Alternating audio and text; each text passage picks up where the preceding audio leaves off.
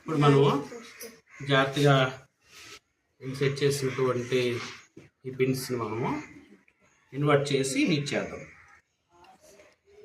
Okay, heat చేయడానికి ముందు మనం ఒక క్యాండిల్ తీసుకుందాం. అడుగు చూపించు, పట్టం చూపించు.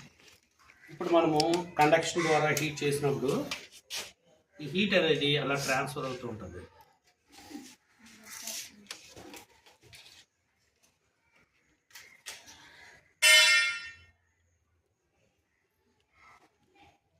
హీట్ అనేది ట్రాన్స్ఫర్ అవుతూ జాగ్రత్తగా గమనిస్తే హీట్ ట్రాన్స్ఫర్ అవ్వడం వల్ల ఒక్కొక్క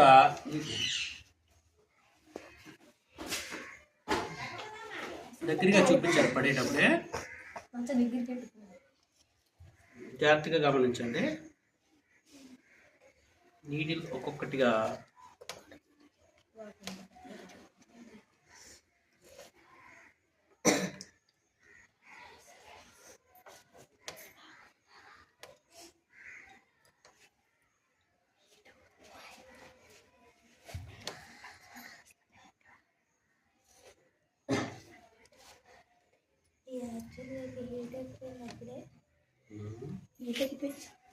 హీట్ ఎక్కువైనా హీట్ ట్రాన్స్ఫర్ అవ్వాలి.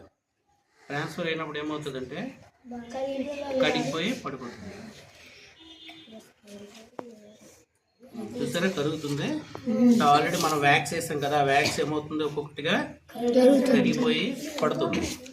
సో ఎప్పుడైతే హీట్ ఆ ప్లేస్కి వెళ్ళిపోయిందో, ఫస్ట్ మేక్ ప్లేస్కి వెళ్ళిపోయిందో వెంటనే అది పడిపోతుంది. Almost all first make red పడిపోయింది.